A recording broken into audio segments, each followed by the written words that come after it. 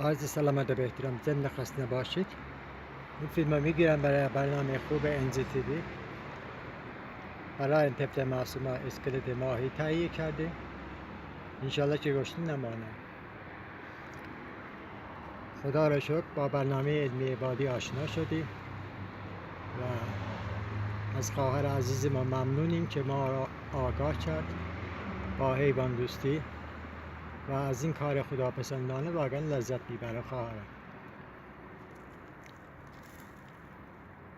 واقعا لذت میبرم. خواهرم خدا را شکر میکنیم. این طفل معصومه امروز وقت غذاشون بود و امروز برایشون غذا رسانی کردیم. خیلی عزیزم، واقعا خیلی خوشگله. محمد یوسف هستم از تبریز. با عزیز سلامت و بهترین ضمن خسته نباشید. این فیلم رو میگیرم برای برنامه خوب انزی تیوی. برای این طفل معصومه غذا رسانی کردیم تا گشنه نمانه. ممنون، سپاس از خواهر عزیز ما که به ما مخت حیوانات کمک کنیم. واقعا لذت میبرم خواهرم. خدا را شکر خیلی جاها دیده میشود که به حیوانات کمک میشود. این طفل معصومه خارج از شهر. برای این طفل هر روز به فکر این حیوانات هستیم. محمد یوسف هستم از تبریز. با عرض سلامت به احترام، ضمن خسته نباشید. این فیلم رو میگیرم برای برنامه خوب انزل تیوی. برای این طلوع کوچولو غذا رسانی کردیم، انشالله گشنه نماند. خارج از شهر. آب اسکلت ماهی براش تهیه کردیم، انشالله گشنه نماند. خدا را شکر خیلی جاها دیده میشه به حیوانات کمک میشود. اینا از همش از زحمات خواهر عزیز ما مینا مددی است.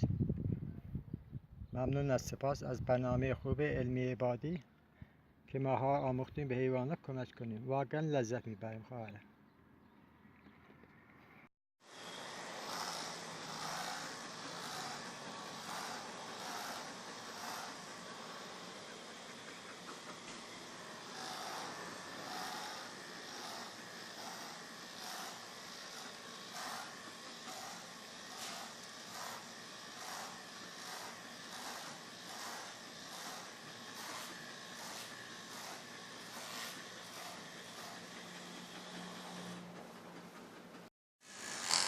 سلام اینو خانم. ایماندگار پسر خوشگل ما داره اصلاح میکنه، موهاشو دارم براش کم میکنه. اینم پسر شما که داره خوشگل میشه.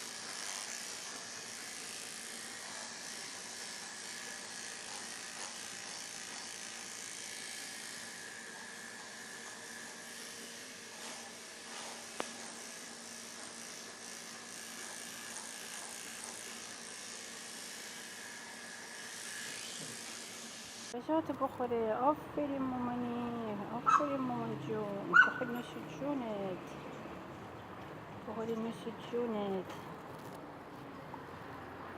مینا جون حیوان دوسته شما به ما یاد دادیم عزیزم. ممنونم ازتون. نوش جونت.